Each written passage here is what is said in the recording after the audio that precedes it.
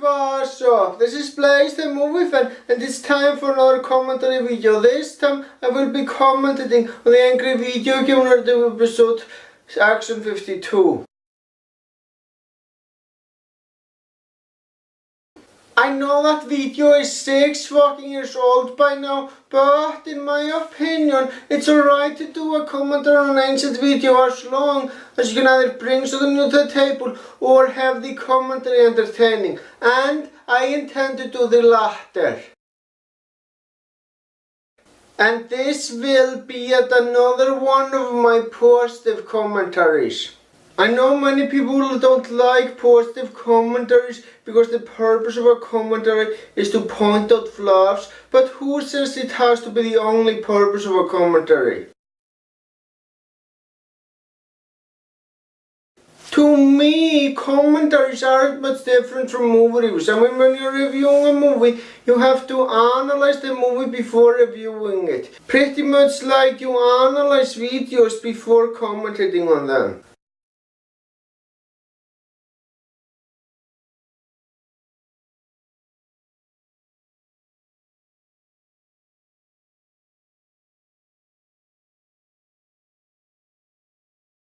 So anyway, without further ado, let's begin.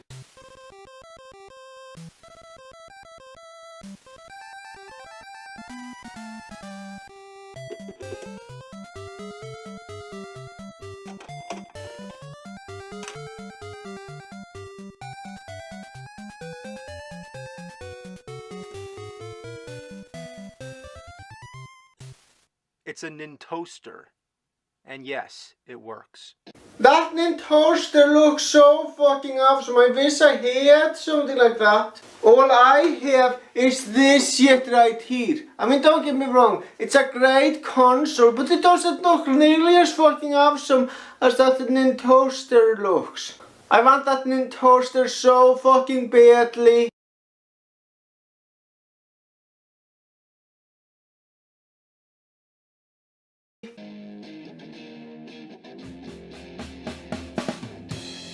Gonna take you back to the past to play the shitty games that suck ass. He'd rather have a buffalo take a diarrhea dump in his ear. He'd rather eat the rotten asshole of a roadkill skunk and down it with beer.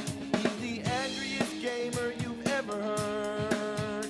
He's the angry Nintendo nerd. He's the angry Atari Sega nerd.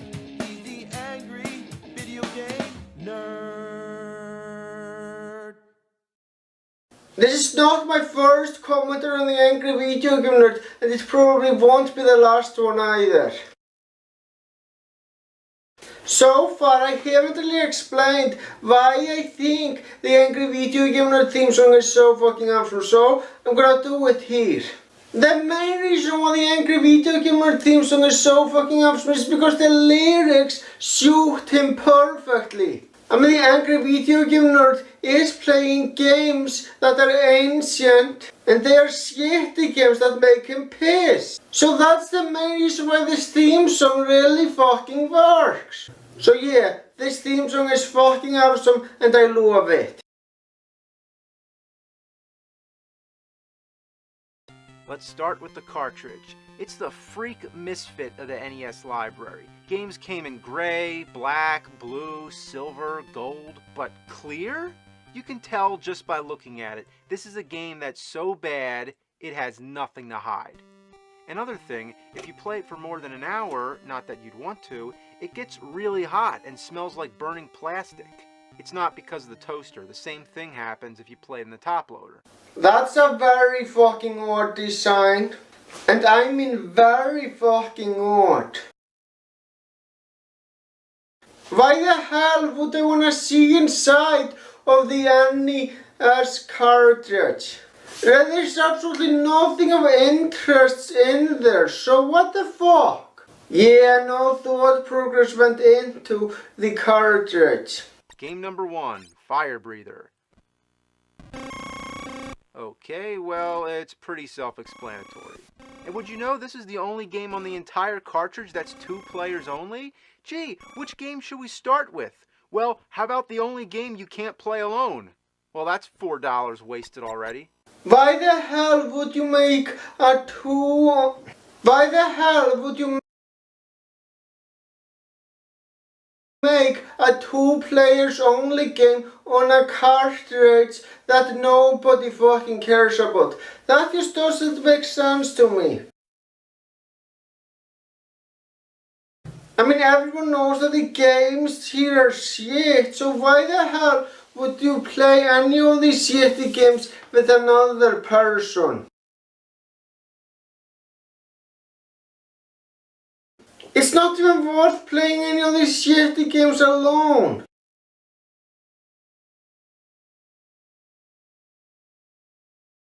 Number 3, Illuminator. For a room that has about 1,000 light bulbs, it sure goes dark a lot. Maybe the light bulbs are broken or there are no light bulbs at all. Those are 2 very possible possibilities.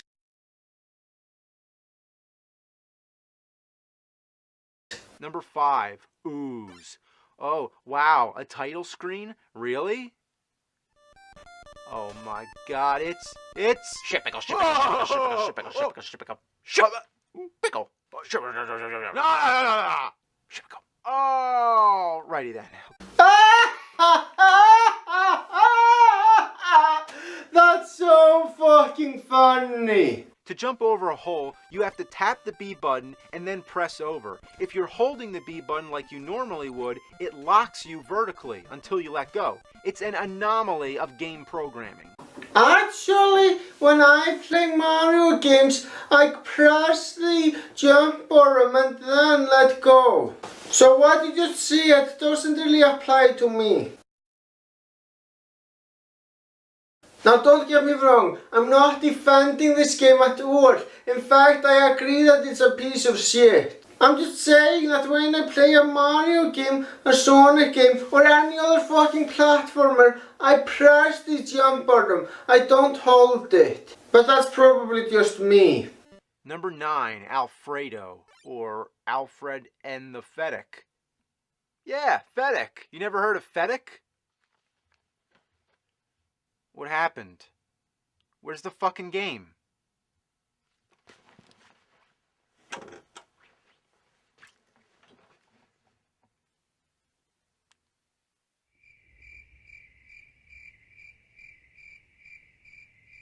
Well, there's no game here. What happened? Did the programmers pass out, or did they just figure nobody would check all 52 games?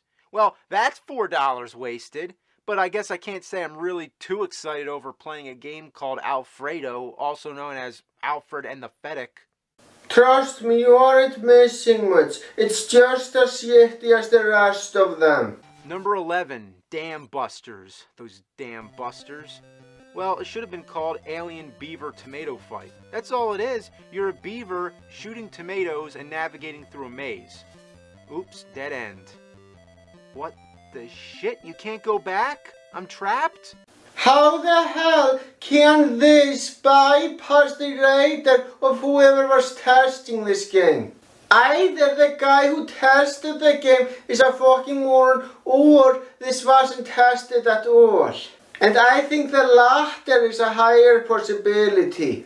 Seriously, being trapped like that and not being able to try again without restarting the game is fucking bullshit! This game is shitting me.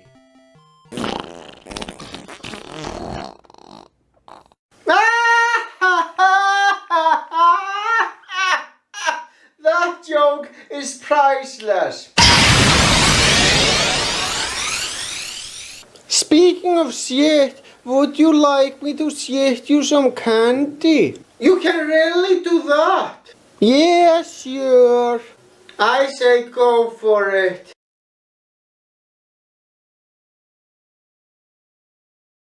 Alright, here goes nothing.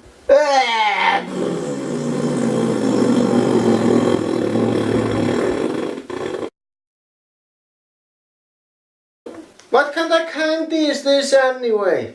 I don't know, it just came out of my ears. Well, here goes nothing.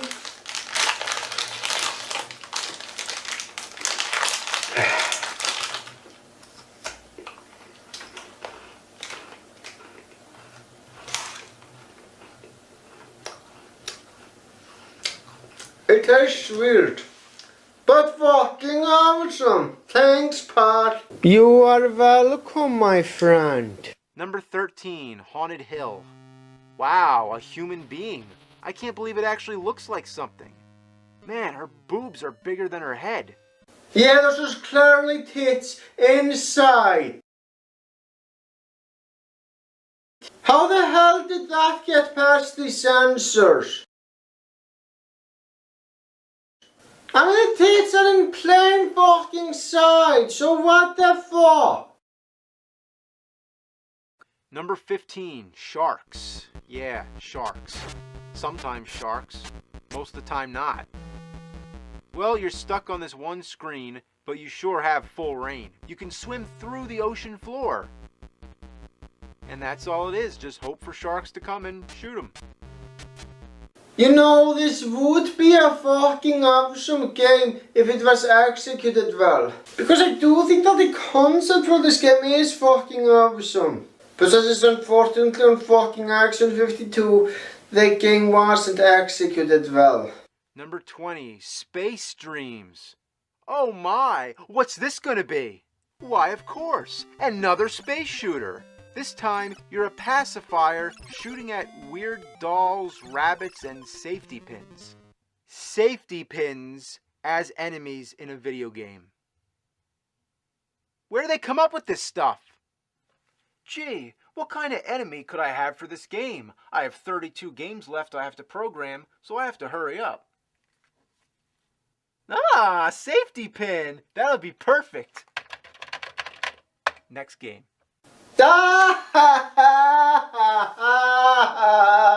Yeah, but in all seriousness, though, that was very fucking uninspired. I see that you're making a video. Would you like me to help you?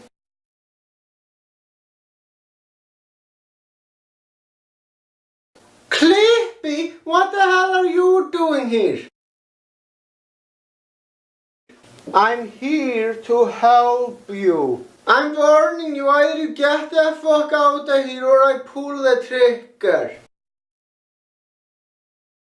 Okay, I'm going. Jeez. Number 24, Micro Mike. Wow, look out, Micro Mike, you're going too fast. Even if you have the quickest reflexes, you'll never be able to avoid the walls or other random objects that stand in your way. If only Micro Mike would slow the fuck down. Yeah, this game is literally fucking impossible to play. And that's a major problem. Number 27, Non-Human. Well, isn't that an appropriate title? Everything about these games are non-human, except for that very human-like face. Or are they aliens? What are these for? Other than the faces just being the area where you die, which takes up half the screen. Oh, you know you're playing a great game when you can't even jump over a hole. Oh, you can try all day, but you'll always fall down into the purple dimension of green faces. It's not that hard to jump over the hole. I tried it myself and can easily jump over the hole without any problems. Now don't get me wrong, it's still a shitty game though. The placement of the enemies makes the game unfairly difficult. Especially since it's not easy to shoot most of them. 29, Slashers. You're not even allowed to walk past anybody. When an enemy appears, you stop dead in your tracks and can't move until you have a punching match to the death. There's zero strategy, you just mash buttons. And not to mention jumping forwards to fight all the enemies is very fucking annoying. I mean, why can't I just walk past some of them? Number 31, Fuzz Power. Whoever came up with this is an asshole! Whoever came up with this is an asshole! Ass. Hole? Asshole.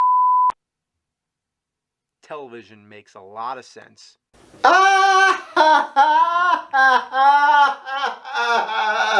But yeah, I totally agree. I fucking hate TV censorship as well.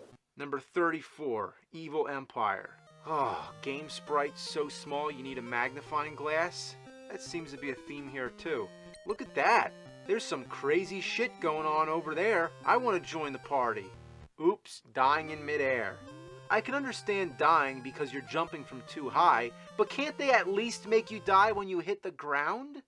Speaking of jumping, I'm gonna bring a master jumper right here. Mario! Come here! What do you want?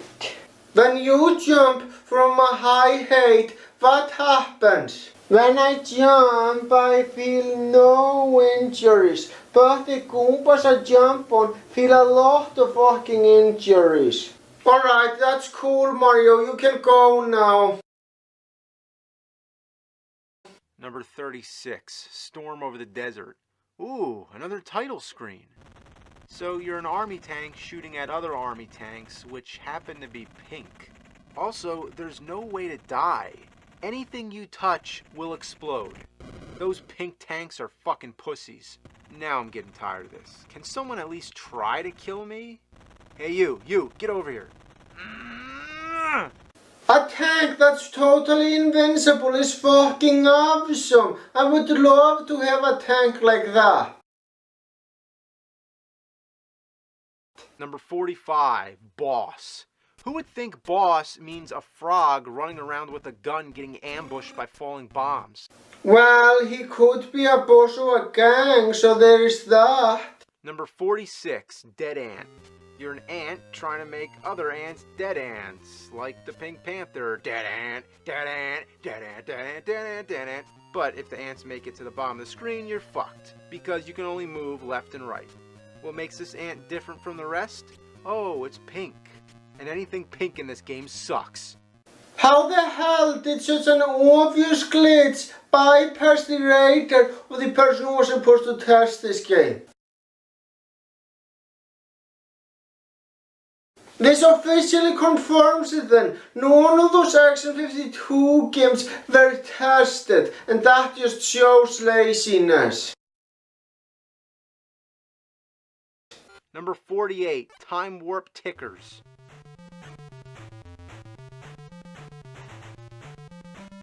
You're a pair of fingers in checkerboard land with upside down doors. What kind of drugs were they on? Was this game even made by a human being? Time? When you kill things, it says time? What does that mean? Time to play another fucking game? This is my personal favorite Action 52 game. It's a game that's so weird that it's funny.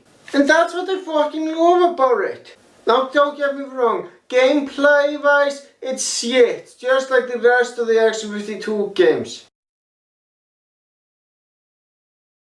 But I can't help but to fucking admire how fucking weird it is. I can't believe they sold this shit fest for $199. That's about how much it costs for a video game console. Pretty much. You could take $199, stand on a bridge and just throw it all away. You'd rather do anything than spend it on a broken down dysfunctional disaster of video game programming. With games that crash, hideous jumping control, random characters, microscopic sprites, a marathon of mediocre space shooters, dying in midair, problems with proportion, misleading titles, misleading power-ups, embarrassing weapons, seizure-inducing backgrounds, lack of enemies, games you can't win, games you can't lose, games that make no sense whatsoever, shitty graphics, shitty music, shitty menus, and a fuck ton of other things. It should have been illegal for them to sell this rotten shitload of putrid fuck for any price. I feel humiliated to live on the same planet as someone who designed an electronic abomination of this magnitude. And this rage is fucking awesome, and it is the best part of the entire video in my opinion. Now it's time for my overall thoughts. Not only does this video still hold up, it holds up extremely well. It's not my favourite Angry Video Game Nerd episode, but it's definitely one of them. My favourite Angry Video Game Nerd episode is Dick Tracy, but this one would probably be in the top 5. Well guys, my intention was to make this commentary entertaining, and did I succeed? I sure as hell hope so. That's all I've got to say, people. Thank you for watching and have a great day.